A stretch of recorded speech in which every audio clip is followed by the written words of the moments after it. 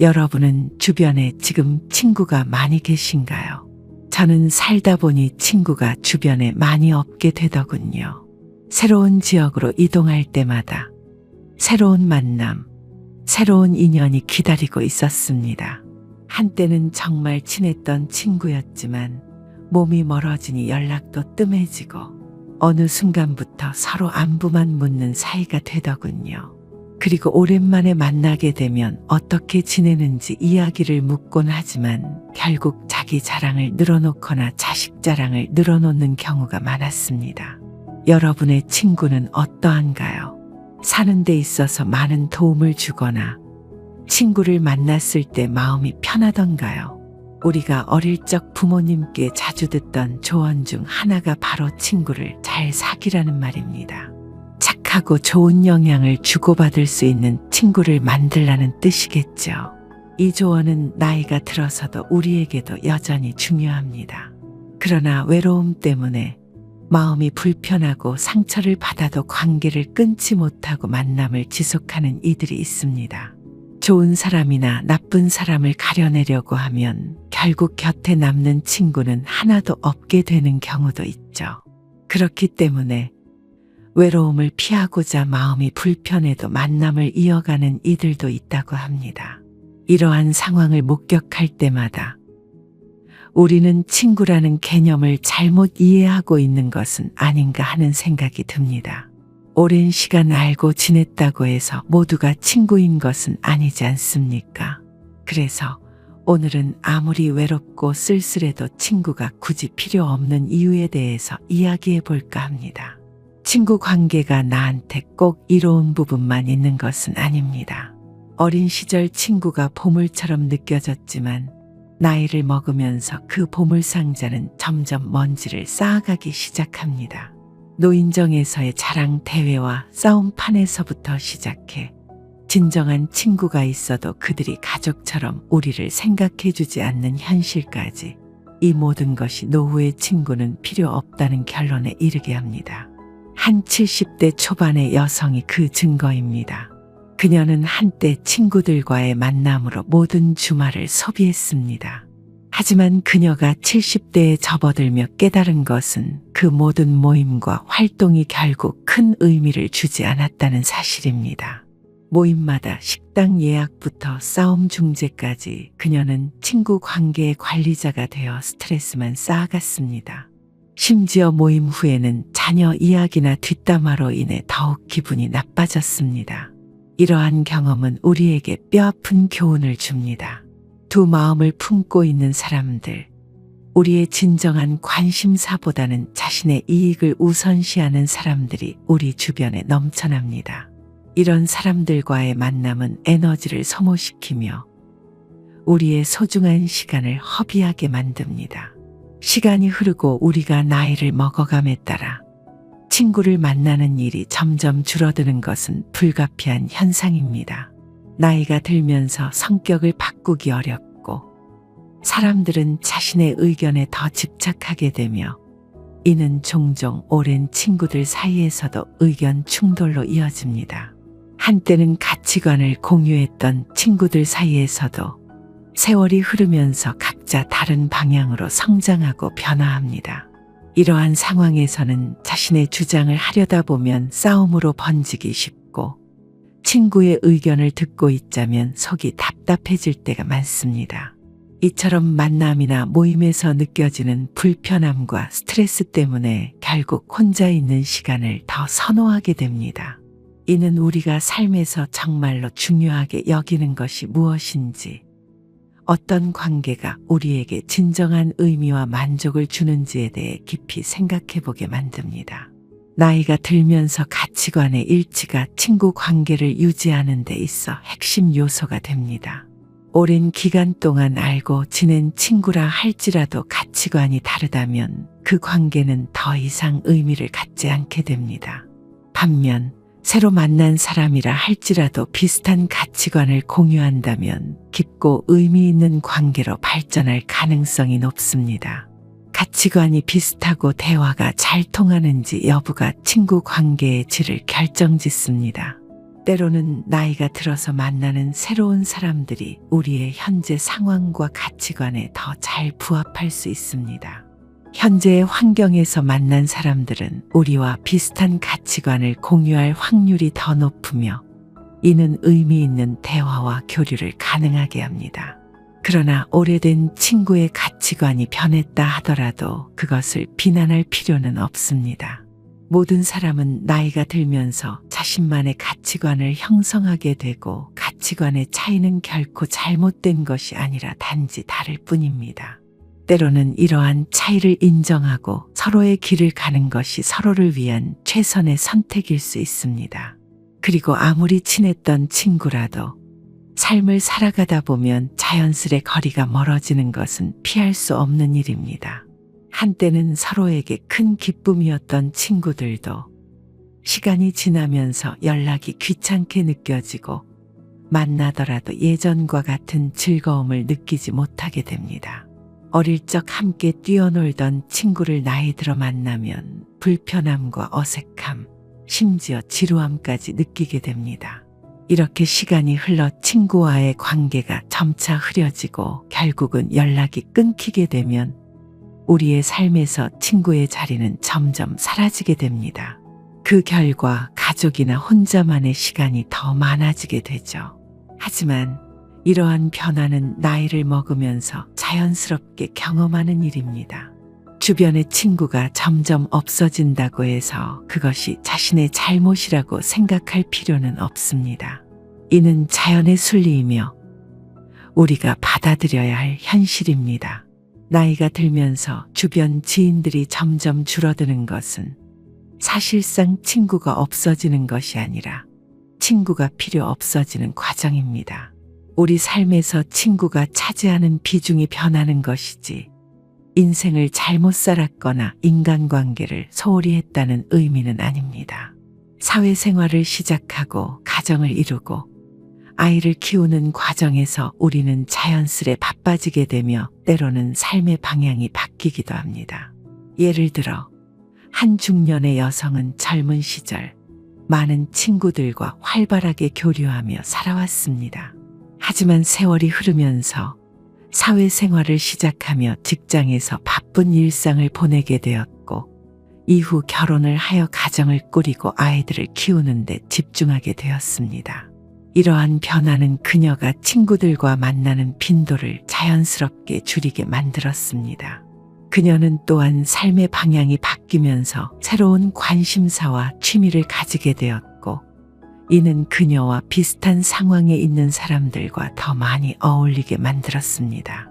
예를 들어 아이들의 학교 행사에 참여하면서 다른 부모들과 교류하는 것이 주된 사회 활동이 되었습니다.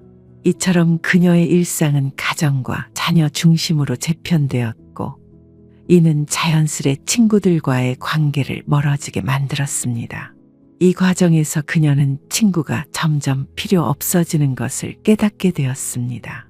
이는 그녀가 인생을 잘못 살았거나 인간관계를 소홀히 했다는 의미가 아니라 단지 그녀의 삶에서 친구가 차지하는 비중이 변했다는 것을 의미합니다. 이제 그녀에게 있어 가장 중요한 것은 가족과의 시간이며 이는 그녀가 삶의 다음 단계로 넘어가며 자연스럽게 이루어진 변화입니다. 그녀의 이야기는 나이가 들면서 우리의 우선순위와 필요가 어떻게 변화하는지를 잘 보여줍니다.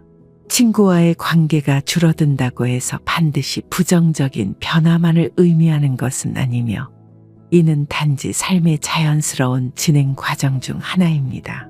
인생의 여정에서 우리는 수많은 인연을 만나며 걸어갑니다. 하지만 모든 인연이 영원할 필요는 없으며 때로는 멀어지는 것이 서로에게 더 나은 결정일 수 있습니다. 성숙도의 차이로 인해 멀어질 수 있다는 것을 인식하는 것은 중요합니다. 우리 자신이 성장하고 발전하는 동안 어떤 친구들은 여전히 미성숙한 행동을 보일 수 있습니다. 이는 자연스러운 과정이며 우리가 그들을 비난하거나 그들에게 무엇인가를 강요할 필요는 없습니다.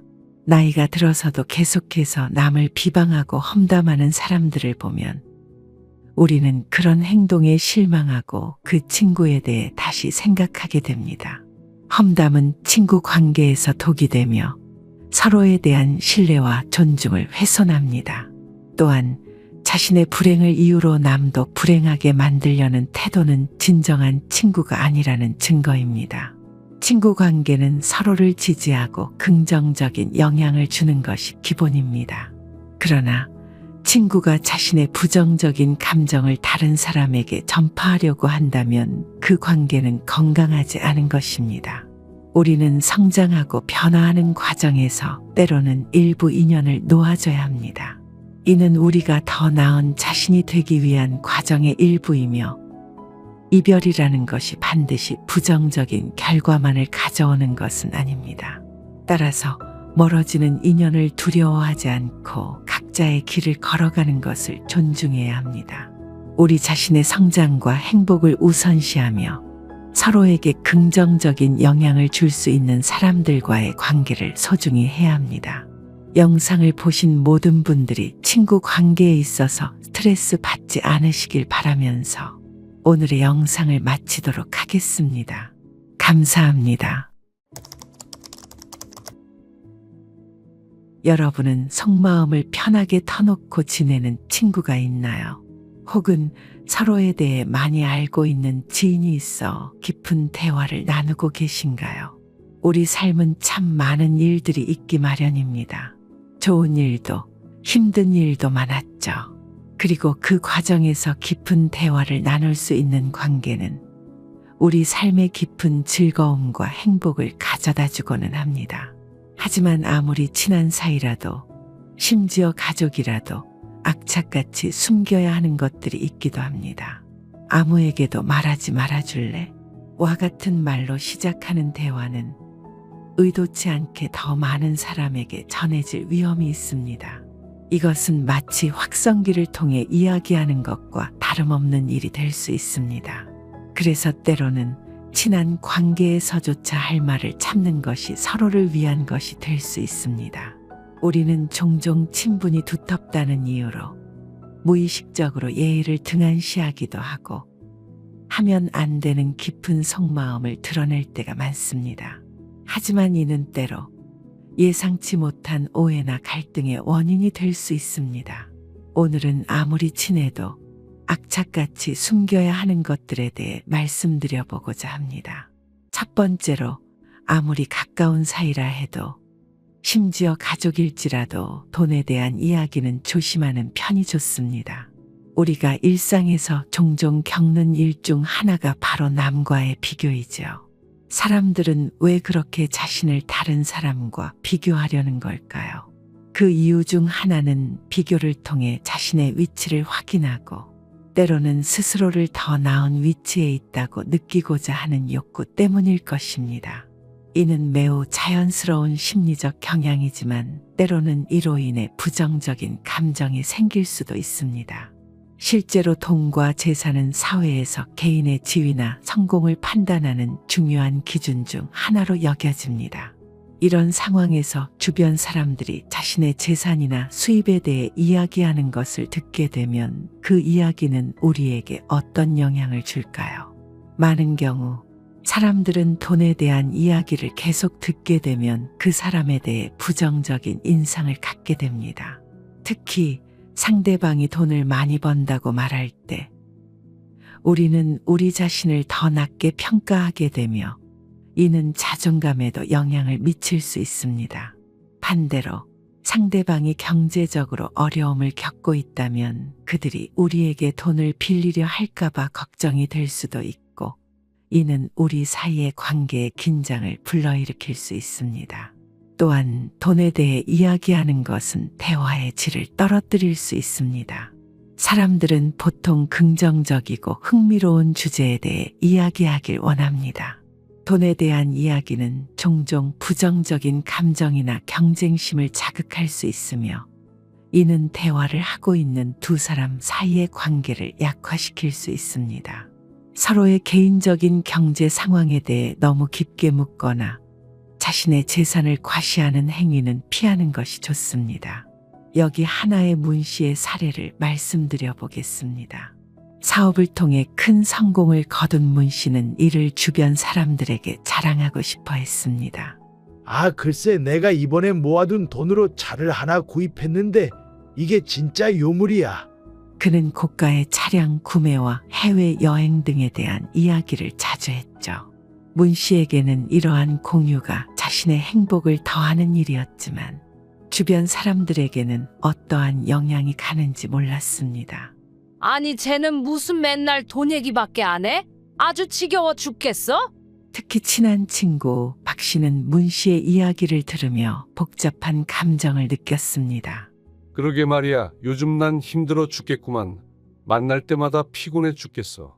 박 씨는 경제적으로 어려운 시기를 겪고 있었고 문 씨의 이야기는 열등감을 일으키기도 하고 불편함을 느끼기도 했습니다.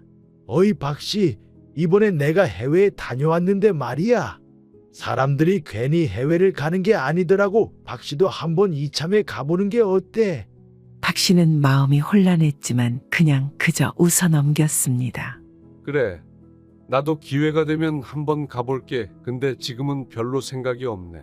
문 씨는 왜 안 가는지 이해하지 못했지만 그럼에도 불구하고 돈 자랑을 끊임없이 했습니다. 주변 사람들은 이러한 행동에 더 이상 참지 못하고 한마디 꺼내게 됩니다. 문씨, 좀 그만해. 너가 돈 많다는 거 알겠으니까 앞으로 돈 얘기 꺼내지 좀 말어. 힘들게 사는 사람들도 있구만. 그렇게 자랑하고 싶어? 문 씨는 황당해하며 다음과 같이 이야기했습니다. 아니, 내가 그냥 얘기하는 건데 그게 뭐가 문제인데? 싫으면 듣지를 마. 주변 사람들은 어이없어하며 문 씨와의 교류를 끊기로 마음먹었습니다. 이러한 이야기에서 알 수 있듯 어떤 사람들에게는 돈 이야기가 고통스러운 추억을 불러일으킬 수도 있습니다. 투자 실패로 인한 재산 상실이나 사업 실패 등의 경험을 한 사람들도 많기 때문입니다. 또 다른 예로 다른 동네에 사는 이 씨가 있었습니다. 그는 자신이 얼마나 많은 돈을 벌었는지, 얼마나 큰 집에 살고 있는지 자주 이야기하는 사람이었죠. 처음엔 모두가 그의 성공을 축하해 주었습니다. 하지만 시간이 지나면서 사람들은 그와의 대화를 피하기 시작했습니다. 왜냐하면 그의 이야기는 늘 돈에 대한 자랑으로 가득 차 있었기 때문입니다. 사람들은 점점 그를 부러워하기보다는 멀리하게 되었습니다. 이처럼 돈 자랑은 사람들 사이의 거리를 만들 수 있습니다.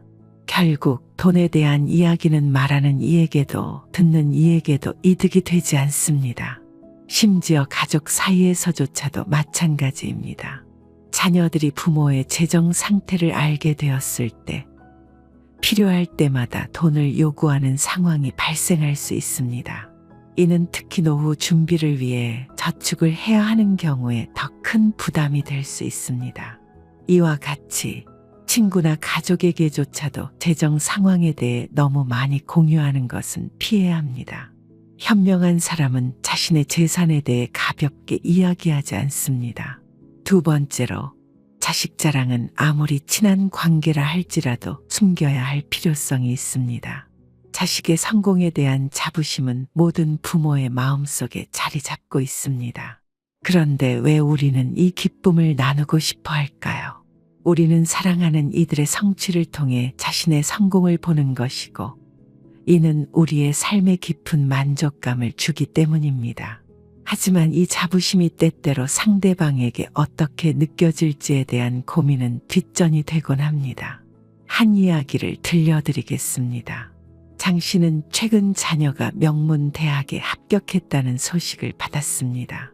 이 소식에 기뻐하며 친구 모임에서 자랑스럽게 이를 공유했습니다. 아니 글쎄 내 딸이 말이야. 명문대에 합격했지 뭐야? 진짜 대단하지 않아? 그 순간 장 씨의 마음은 오로지 자녀의 성공으로 가득 찼고 이를 듣는 친구들도 축하의 말을 전했습니다. 축하해. 얼마나 공부를 열심히 했으면 명문대에 다 합격을 했다니. 공부를 열심히 가르친 보람이 있겠어.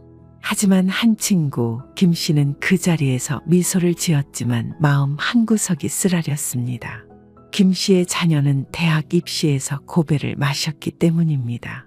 이 상황은 김 씨가 자신의 자녀와 비교하며 상처받는 계기가 되었습니다. 이와 같은 사례처럼 자녀 자랑을 실컷 하는 것은 그 순간의 우월감에 취해 기쁠지 모르나 그 얘기를 듣는 부모들은 가슴에 큰 상처를 입기도 합니다.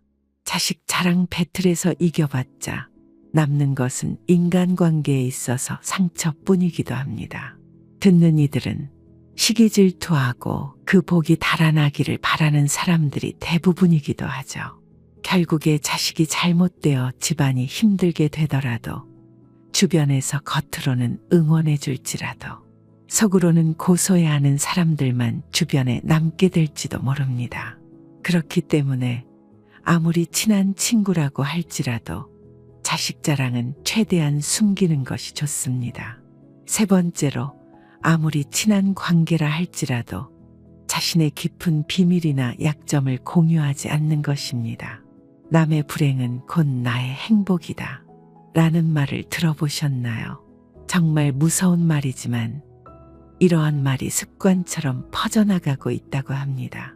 실제로 우리의 사생활에 진정으로 공감하고 위로를 제공하는 이는 많지 않습니다.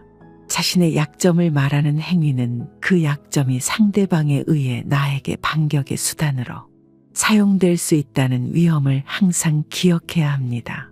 일반적으로 우리는 배신이란 멀리 있는 사람에게서 발생할 것이라 생각하기 쉽습니다. 하지만 실제로는 가까운 사람들 사이에서 더 자주 발생합니다. 이런 상황에서 공유된 약점은 부메랑이 되어 나에게 되돌아올 수 있으며 그로 인해 깊은 상처를 받을 수 있습니다. 예를 들어 한 사람이 자신의 불안감이나 과거의 실패 같은 개인적인 약점을 친구와 나누었다고 가정해 봅시다. 이 둘 사이의 관계가 어떤 이유로 틀어지게 되면 이전에는 위로와 지지의 말이었던 그 약점들이 갑자기 적대적인 상황에서 사용될 수 있게 됩니다. 이렇게 약점이 무기화되는 순간 그 상처는 단순히 말로 인한 것 이상의 깊은 영향을 미치게 됩니다. 또한 약점이나 비밀을 털어놓는 것은 주변 사람들 사이에서 가벼운 수다거리로 전락하기도 합니다. 너한테만 말하는 거야. 정말 비밀인데. 라고 시작하는 말은 사실상 모임에서 큰 소리로 발언하는 것과 마찬가지일 수 있습니다. 마치 모든 이가 듣도록 공개적으로 이야기하는 것과 다름없다고 할 수 있죠. 그러니 모임에서 다른 일을 험담하거나 혹은 그러한 험담이 오가는 자리에 함께하는 것은 피하는 것이 바람직합니다. 오늘 나와 가까운 사람이 몇 년 후에는 어떤 관계가 될지 예측할 수 없습니다. 이는 친구, 부부, 형제 사이에서도 마찬가지이며 영원한 관계라는 것은 존재하지 않습니다. 만약 나의 깊은 사생활을 잘 아는 사람과의 관계가 나빠진다면 그것이 큰 걱정거리가 될 것입니다. 타인의 판단과 비판으로부터 자신을 보호하기 위해 삶의 일부를 비밀로 유지하는 것이 중요합니다. 이는 보다 성숙하고 타인으로부터 존중받는 인물이라는 인상을 줄 수 있습니다. 내 사생활에 관한 민감한 이야기를 함부로 하고 나서 하지 않았더라면 좋았을 텐데라고 후회하는 것은 피해야 합니다. 인간은 타인의 약점을 통해 위안을 얻거나 타인의 불행을 은근히 즐기는 경향이 있습니다. 따라서 자신의 약점을 타인에게 공개한다고 해서 도움을 받을 수 있다고 기대하는 것은 오판일 수 있습니다. 약점은 남의 도움으로 해결되기보다는 개인 스스로 극복해야 하는 영역입니다.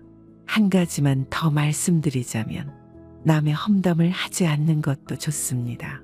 누군가를 욕하는 것은 나를 부정적으로 보이게 할 뿐만 아니라 자신의 얼굴에 침을 뱉는 결과로 나타날 수 있습니다. 비록 험담으로 순간적인 스트레스를 풀 수 있을지 모르나 그 결과로 종종 마음 한구석이 불편해집니다. 험담의 순간을 떠난 뒤 내가 없는 곳에서 그들도 나에 대해 같은 이야기를 하고 있을까? 이런 생각을 하기도 합니다. 누군가를 험담하는 것은 아무런 쓸모가 없는 일입니다. 심지어 그 사람이 진짜 잘못을 했다고 하더라도 험담을 해서는 안 됩니다. 대부분의 많은 사람들은 자신의 잘못을 인정하지 않는 경우가 많을 뿐만 아니라 어떻게든 남의 책임으로 돌리고 오히려 나를 험담하려고 하는 경우도 있기 때문이죠. 남의 약점을 가지고 이야기하거나 험담을 하는 것은 마치 부메랑과 같습니다. 항상 나에게 되돌아오기 마련입니다. 불필요한 조언이나 비난도 하지 않는 것이 좋습니다. 어떤 사람을 변화시키고자 비난을 했다고 하더라도 그 사람은 그것을 진솔적으로 받아들이지 않을 것이며 나에 대해 오히려 안 좋은 이야기만 하고 다닐 수도 있습니다. 비난이나 험담을 듣는 사람들은 대부분 부정적인 감정이 들기 마련입니다. 그리고 그 부정적인 감정은 내가 온전히 받아들여야 할 가능성이 높습니다. 사람은 충고나 조언으로 쉽게 바뀌지 않습니다. 나이를 먹게 되면 더더욱 성격을 고치기 쉽지 않죠. 섣불리 조언을 해준다고 이야기하는 것은 부정적인 이미지를 심어줄 수 있습니다. 따라서 누군가의 험담을 하거나 불필요한 조언, 비난을 하는 것은 하지 않는 것이 좋습니다. 속마음을 터놓고 편하게 지내는 친구가 있다는 것은 정말 좋습니다. 하지만 사람 관계라는 것이 꼭 좋은 쪽으로만 흘러가지는 않죠. 오랫동안 살다 보니 그렇게 되더군요. 여러분들은 어떠신가요? 누군가가 내 약점을 가지고 나를 괴롭힌 적은 없으신가요? 누군가에게 약점을 말하거나 상대방의 약점을 이야기하는 행동은 나를 괴롭히는 적을 만들어내는 것과 같습니다. 내가 약점에 대해 이야기한다면 누군가는 진솔한 위로를 해줄지 모르지만 그 순간뿐일 가능성이 높으며 그 이야기조차 소문이 되어 퍼져나갈 가능성이 높습니다. 내 약점을 가지고 이용하려고 하는 사람이 생길지도 모르죠. 그래서 아무리 친한 친구라고 할지라도 꼭 내 약점은 숨기는 것이 좋습니다. 말은 줄일수록 좋다는 말이 있습니다. 친하게 지내는 사람을 신뢰한다고 생각하여 비밀을 말해준다고 하더라도 그 인간관계가 더욱 돈독해지는 것도 아니며 오히려 가벼워지기까지 할 수도 있습니다. 돈이 많거나 자식에 대해 자랑할 거리가 있다고 하더라도 친한 친구에게는 굳이 이야기할 필요가 없습니다. 자랑할 거리는 감추려고 해도 알아서 드러나는 경우가 많기 때문이죠. 험담을 하는 사람이 있다면 그 사람을 무시하는 게 좋습니다. 내가 험담을 하면 안 되는 이유이기도 하죠. 그리고 비난을 하는 것도 주의해야 할 필요가 있습니다. 아무리 상대방을 위한 비난이었다고 할지라도 나에게 독이 되어 돌아오기도 합니다.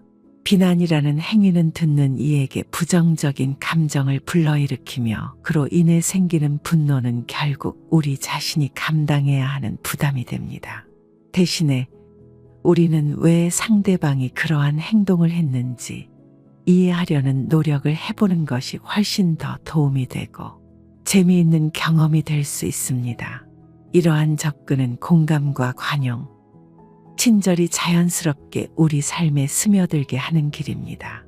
모든 것을 알게 되면 모든 것을 용서하게 된다는 말처럼 남을 비난하기 전에 우리 자신을 먼저 돌아보는 습관이 중요합니다. 특히 부정적인 평가와 훈계를 섞어 가르치려는 시도는 피해야 합니다.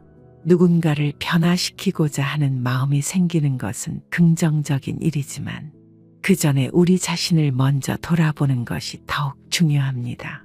자신을 변화시키려는 노력은 다른 사람을 바꾸려고 애쓰는 것보다 훨씬 더 우리에게 이익이 됩니다. 이러한 자세는 우리 자신의 성장과 발전에 중요한 역할을 합니다. 현인들 역시 남을 비난하기보다는 자신을 돌아보라고 강조했습니다. 이는 우리가 삶 속에서 마주치는 다양한 관계에서 더욱 긍정적이고 건설적인 방향을 찾을 수 있게 돕습니다. 자신에 대한 성찰은 우리가 타인과의 관계에서 더욱 이해심 있고 너그러운 태도를 갖게 하며 결국 이는 우리 삶 전반에 긍정적인 변화를 가져옵니다. 나이는 먹을수록 어린이가 된다고 하는 말이 있습니다. 하지만 현명한 사람들은 나이를 먹어갈수록 더 겸손해지고 돈 자랑, 자식 자랑, 배우자 자랑을 하지 않기 마련입니다. 말을 하는 사람보다는 듣기를 좋아하는 사람이 좋습니다. 누군가가 내 말을 열심히 들어준다면 기분이 좋지 않을까요? 마찬가지로 나도 누군가의 말을 잘 들어준다면 그 사람은 날 좋아하게 될 것입니다. 그리고 말을 많이 하는 것보다 오히려 침묵이 인간관계에 있어서 꼭 필요한 상황이 있기 마련입니다. 그러니 항상 현명하게 행동하는 게 중요하다는 것을 구독자 여러분들이 알고 계셨으면 좋겠습니다. 오늘의 내용은 여기까지입니다. 오늘은 아무리 친해도 악착같이 지켜야 하는 4가지에 대해서 이야기해 봤습니다. 아무리 친한 관계라고 할지라도 돈에 대해서 이야기하는 것은 좋지 않으며 자식 자랑을 하는 것도 누군가에게는 좋지 않은 경험을 줄 수 있습니다. 친구들에게 나의 약점을 말하는 것 또한 좋지 않습니다. 마지막으로 험담은 반드시 하지 않기를 바랍니다. 여러분이 생각하시기에 악착같이 지켜야 하는 내용은 또 뭐가 있나요? 많은 분들이 공감하실 만한 내용이 있다면 댓글로 한 번씩 작성해 주시면 감사하겠습니다. 오늘 내용이 공감 가는 부분이 많으셨다면 구독과 좋아요도 한 번씩 꼭 부탁드리겠습니다. 저는 그럼 더 좋은 내용을 가지고 찾아뵙도록 하겠습니다. 지금까지 인생의 소리꽃이었습니다.